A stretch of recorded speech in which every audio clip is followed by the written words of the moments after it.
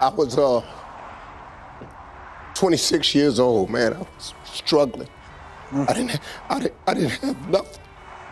And these people owned the furniture store in Cleveland. Have you ever felt like life was trying to break you piece by piece? What if I told you the legendary comedian Steve Harvey once faced the same crushing weight of despair and was nearly lost to it, but instead he transformed that darkness into one of the greatest success stories of our time? His journey wasn't just about fame, it was about survival, resilience, and the unbreakable spirit that defied the odds. This is the real story of how Steve Harvey became an icon, from the edge of despair to success beyond belief. Steve Harvey's rise from a poor background to become a global icon is nothing short of a miracle. Steve was born on January 17, 1957, in the little mining town of Welch, West Virginia. His early life was full of problems and hard times. His father, Jesse, worked hard as a coal miner, breathing in harmful gases underground. His mother, Eloise, was a teacher who made ends meet by making the most of every penny she could. The Harvey family did everything they could to get by, but they were still poor, and young Steve grew up in a household where warmth and comfort were sometimes out of reach. When Steve was young, the family moved to Cleveland, Ohio, and their money problems got worse. The new neighborhood was just as bad, rough, full of violence, and with very little chance to get ahead.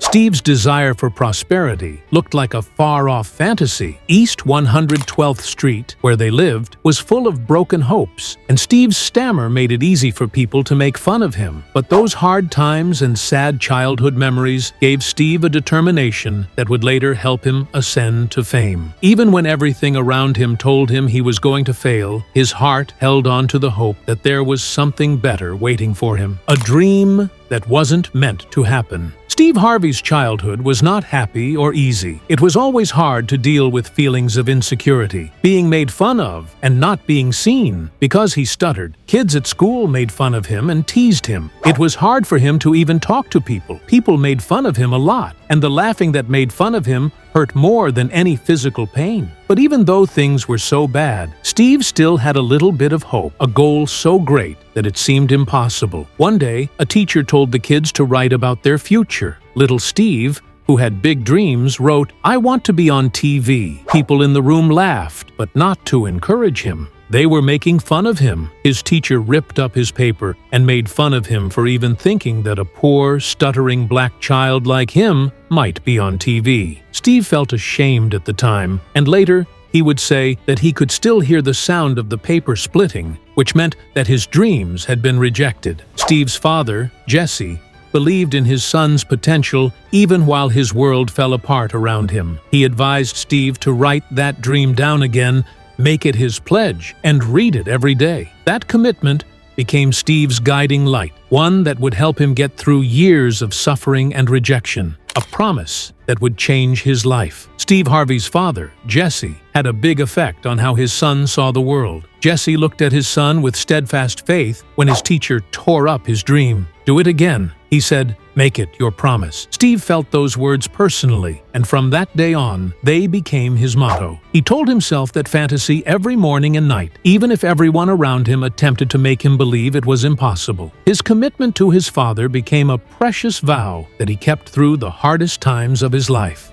Having trouble with the daily grind of life. Before Steve Harvey became famous, he was just like a lot of other people. He was having trouble making ends meet. During his early years, he had a lot of occupations that never seemed to make him happy or fill the emptiness inside. Steve will do anything to get food on the table, from cleaning carpets to selling insurance. But even though he worked hard, his money problems didn't get any better. There was never enough money, and it felt like the optimism was getting less every day. Steve worked a lot of hours. He would often leave his house before dawn and come back late at night. He was always working hard, yet he never seemed to get a break. He had always wanted to be a TV star, but that ambition felt farther away than ever. He still had a stammer, and the weight of his problems was too much for him to handle. At one time, Steve even had to live in his car, with only his aspirations and a little bit of change to keep him going. Steve learned that success wasn't something that was given to you during these hard times. It was something you had to work for every day. He learned how to live on willpower alone, how to keep going even when he thought he had nothing left. The only thing that kept him going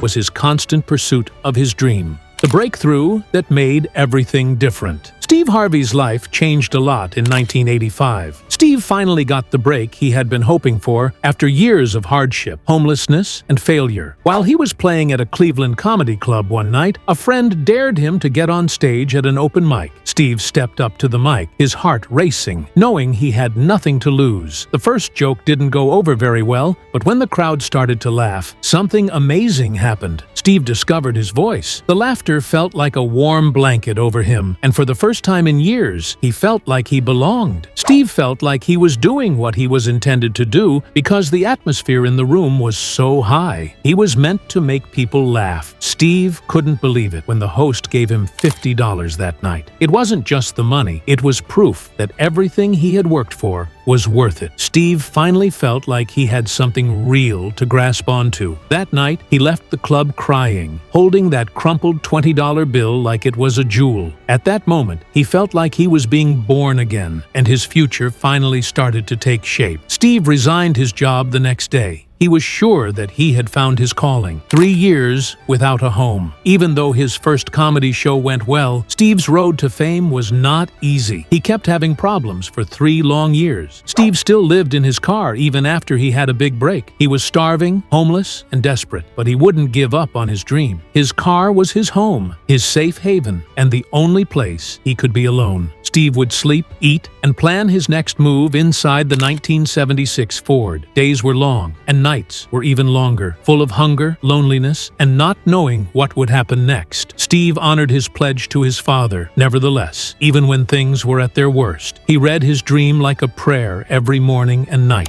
Even when everything else seemed to be falling apart, he always believed in himself. The problems were huge, and Steve thought about giving up at times, but every time he thought about giving up, he heard his dad's voice in his head asking him to keep trying. Steve was determined to succeed, no matter how many times he failed. He spent some of the saddest years of his life in the car, but they were also the years that changed him the most. Every problem Steve had to deal with made him stronger and more determined to succeed. The moment that would change his life. Steve Harvey's life changed again in 1989. After 3 years of being homeless and not knowing what to do, he got 2 phone calls that would change the path of his career forever. The first offer came from a Jacksonville comedy club, which offered him $150 to perform. The second one came the next day and offered him another job for the same money. It wasn't much, but it was enough to bring him to New York, where the people who made Showtime at the Apollo wanted him to perform. Steve knew this was his big break. He had only $300, so he bought a cheap airfare to New York and went to the Apollo Theater. Steve wasn't going to let this once-in-a-lifetime chance pass him by. The Apollo stage was famous, and every comedian wanted to perform there. Steve had been waiting for this moment. He could make it any place if he could make it there. He didn't just tell jokes when he got on stage, he shared a bit of his soul.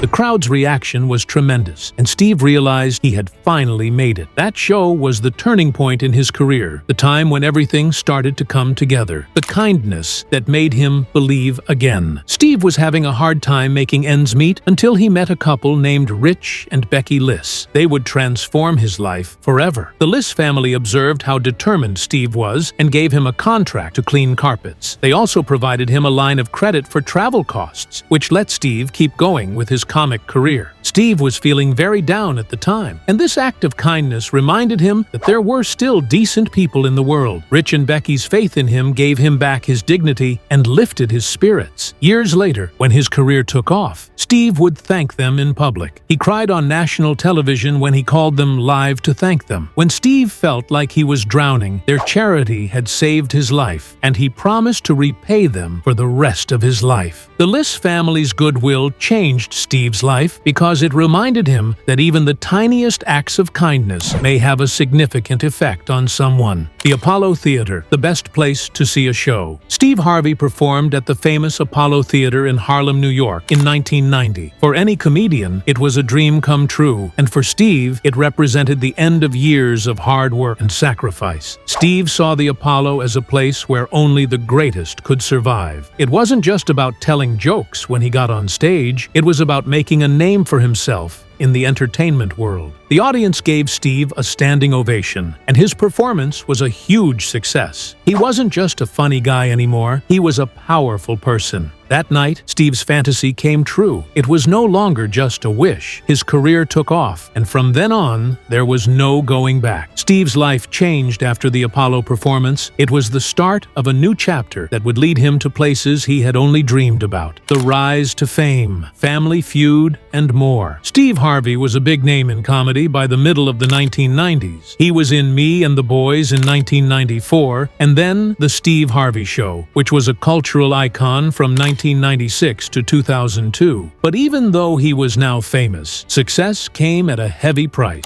Steve was often away from home since he had to work on his TV show, go on tour, and do stand-up comedy. This meant he missed major family events. Steve later admitted that during the height of his sitcom fame, millions of people knew him, but his own family felt like strangers. Steve felt bad about this separation, and it stayed with him as he rose in his job. But he never forgot where he came from or the vow he made to his father. He kept working toward his goals, but he also learned that success wasn't only about being famous, it was also about finding balance and making up for lost time with the people who cared most. The Kings of Comedy Tour, a huge event. Steve Harvey was on the famous Kings of Comedy Tour with Cedric the Entertainer, D.L. Hewley, and Bernie Mac from 1997 to 2000. This tour changed the game for comedy as a whole, not just for Steve. This was the first time so many funny people had gotten together, and you could feel the excitement in the stadia. There were a lot of people, and they were all laughing all the time. Steve was in the middle of it all. His flair, charm, and honesty struck a chord with the public, taking him to new heights in the entertainment world. The tour also brought out the best in Steve, making him work harder on his content and connect with people in a way that was more personal than before. It wasn't simply a comedy tour, it was a celebration of black culture, humor, and friendship. When Spike Lee filmed the tour for the 2000 movie The Original Kings of Comedy, Steve's place in comedy history was set in stone. Steve's life changed because of the event, and it gave him a platform that opened up new doors for him. The book that changed lives. Steve Harvey's career took a big stride forward in 2009 when he published his first book, Act Like a Lady, Think Like a Man. The novel did quite well, rapidly making it to the New York Times bestseller list and then being made into a successful movie. Steve wrote the book to convey what he has learned about relationships, love, and life as a man. For many readers, the book was a game changer since it gave them advice that was both useful and based on Steve's own life. It helped a lot of women understand how guys think and why they act the way they do in relationships. A simple apology that won people over. Steve Harvey's public apology after his Miss Universe error in 2015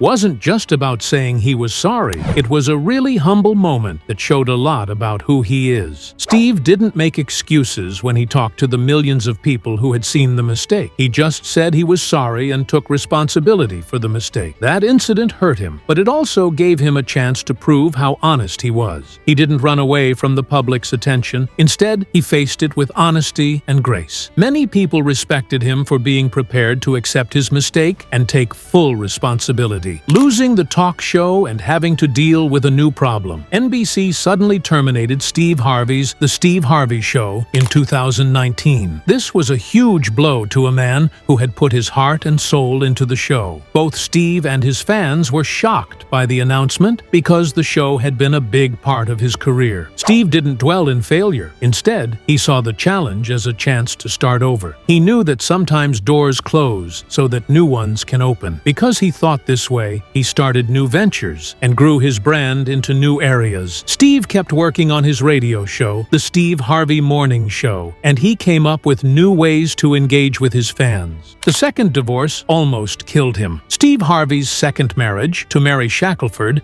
ended in a very public divorce in 2005. He was distraught and mentally depleted. Steve was hurt by the breakup and the media circus that followed. This part of his life was full of emotional turmoil, and a hard breakup relationship with his son, Winton. Even though he was famous and successful, Steve still had personal problems. The divorce served as a reminder that even though he was well-liked by many people, he still felt lonely and lost once his family broke up. But even though he was going through such a hard time, Steve refused to let the misery define him. A legacy that goes beyond comedy. Steve Harvey has done more than just make people laugh on TV and in movies. He has established a wide-ranging empire over the years that includes television, radio, publications, and commercial operations. He is now a global brand, known for his humor, knowledge, and ability to lead. Steve's companies, like his lifestyle brand and supplement line Leva2, show how much he cares about health, well-being, and living a long life. He has taken his show to other countries, licensing Family Feud to people in South Africa, Ghana, and Botswana. He will host the new version there in 2025. He was able to make money from more than one source, which is why he was successful. This will make sure that his legacy lasts. He has helped millions of people with his books, including Act Like a Lady. Steve Harvey's journey wasn't just about comedy or fame. It was about finding strength in the face of adversity and never giving up on your dreams. If Steve's story has inspired you, or if you've ever faced your own battles, leave a comment below. Share your thoughts, and let's remind each other that no matter what, we can always rise again. Don't forget to like and subscribe for more stories of triumph over adversity.